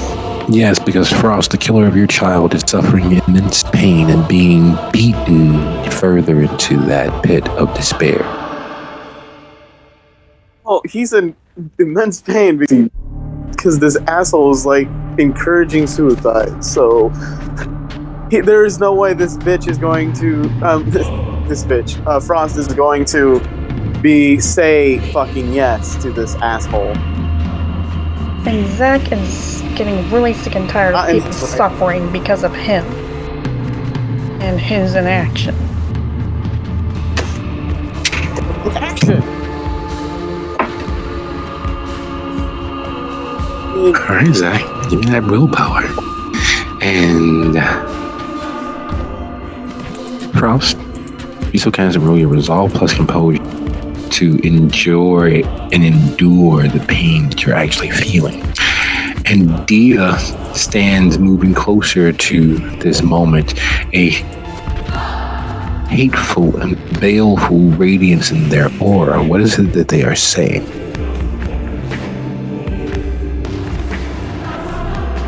You said 25% of the space. That leaves me 75% more in charge as owner of this place. You will stop fighting amongst each other in my space. Let it go. Okay, what's my target number? 3 again or something else? 3.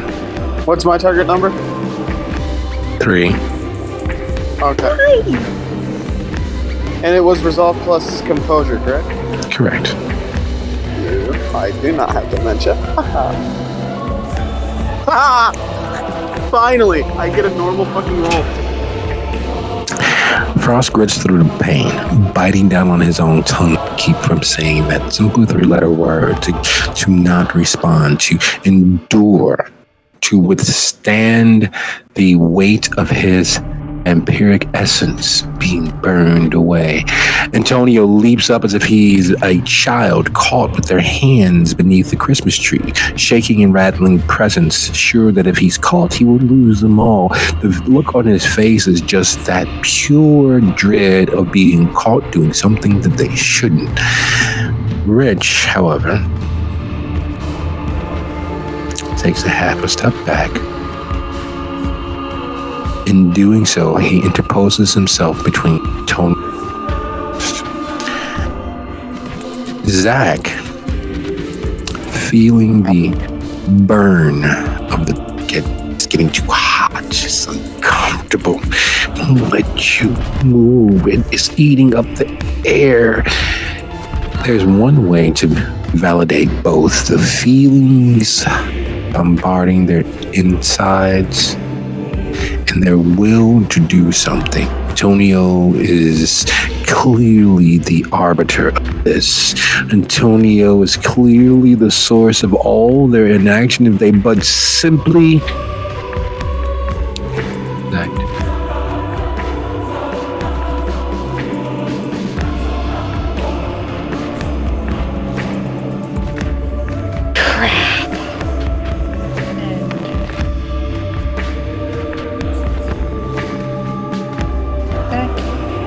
Stepping in towards Antonio.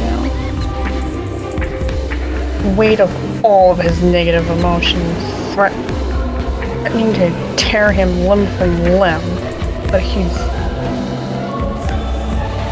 and basically driving him to self-sacrifice. Basically walking towards Antonio, and he shouts out, "Please, just stop this madness! Hell did we do to deserve any of this?" Wow. Wow. That's all I had to say. God. So, hey, Senator White, I'm sorry, and thank you for your hospitality. I look forward to where would you like me to set up shop? Take one of the suites? Or do I take one of the single rooms? I'm completely and 100% apologetic of causing more than my just deserving pain on you. Just a little pain was the intention. However, there's so many negative emotions to play with here. It's just being a kid in the candy shop. You can forgive me, can't you, dear? Please forgive me. You know I mean the best. Come on. We're old friends. For the first time.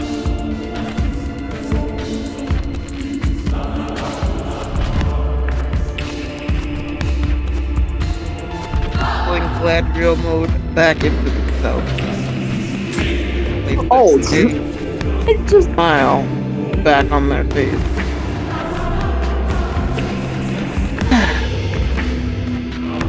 We are together.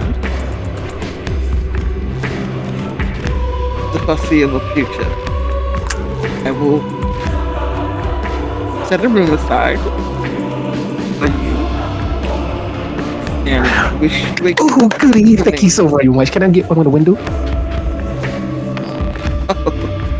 It would be my pleasure for you to have a window. Yes. The sunrise. We do not have windows in the basement. Oh, that's a shame. Well, I'll take one without a window for now. Zack, I didn't know you felt so strongly. I promise that as soon as me and Dia consummate our relationship, that I would love to have you there as a third.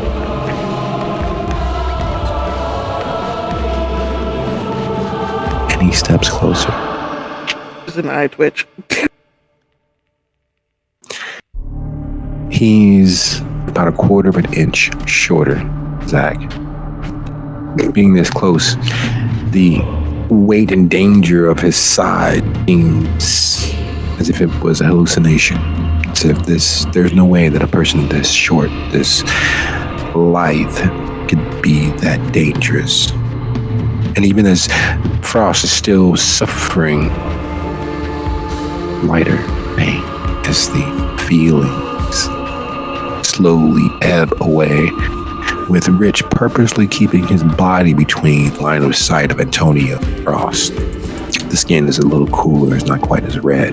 The vitae doesn't burn nearly as much in his blood, in his bloodstream. His innards don't feel as if they've been set on fire and left to smolder. But as he steps closer to Zack, leans in a little closer. You know, I can take the pain. I've got just the thing. All jokes aside, there's just a little thing you gotta do for me. As we're all friends here, you gotta make a promise that you keep that monster. And he points towards Rich, clearly meeting Frost, who's standing behind while kneeling behind him. Gotta keep that monster. Gotta keep him on a leash. Keep him away from me. Because I can't really promise that after today that I won't take great joy and pleasure in making it life a little less positive overall. Just when things are at their worst, a little nudge. Just when things are almost turning the corner, he's about to get a happy day, happy night. I'll be there to trip him up. Just when he thinks he's filled up his car tank, I'm gonna siphon off. Zack interrupts and says, "If you want a punching bag, I'm right here. Oh, Leave them out of this." them? No, dear me, friends, you threesome. Him, however, I'm gonna enjoy treating him like he dropped the soap in prison. But if you say yes, you really want to be my bad, I'll let him pass. I'll let him go. This is when Frost chips in through the pain. He yells at Zack, "Don't you fucking dare!" Dare what? Save you from your stupidity? Outside time, somebody else did that already. How long have you been alive? 3, 4, 500 days? Love Dia. Dia, we have an arrangement. I'm not going to do anything too rude to the guy. I'm going to make his life fucking miserable. Do you realize he is considered my child and you have attacked him? No, I defended myself. He hit me. Look, his hairy paw print. And he holds his jaw out as if he's a child. Like he started it first. No, right there. Look, see, right there. That one, that kid, that thing, that monstrous little thin, skinny bear. You know, he'd look great if he put on like 70 pounds. Got a little portly around the middle. He'd be just about perfect. I'm not. Literally, he's got a six-pack. How the fuck? And he, never mind. I'm not going to put. Think about it. Look at that beard. Put on a Hawaiian shirt, bright blue, red flowers, yellow flowers. You're being very childish. Well, you know, you're only as old as you feel. As powerful as you say and show you are being very, very childish. Oh, I'm sorry. Would you like the heel? Look like Regent Ridge. All right. I believe that this one here has ended our agreement of hospitality. I demand a pound of flesh, or at least 6.5 inches. Oh, wow. 6.5 inches. You know what I mean, Zack. Nothing too big, nothing too small. Girthy. Sort of you can enjoy all night long. But all the same, we have an agreement, we have a compact. I will make his life miserable, but politely so that there is no lasting damage. Can I go to my room now? Go sleep.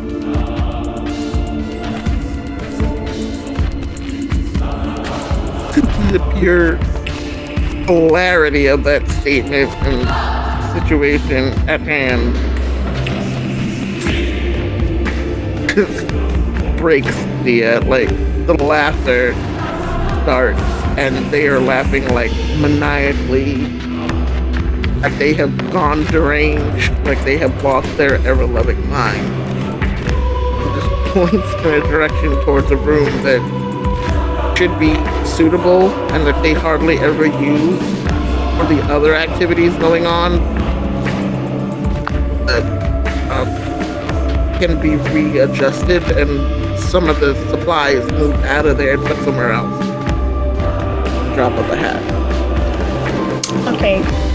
Yeah, I didn't quite hear that. Could you say that again? It was just Dio was just describing the room that they are allowing Antonio to inhabit in preparation of it being prepared for him.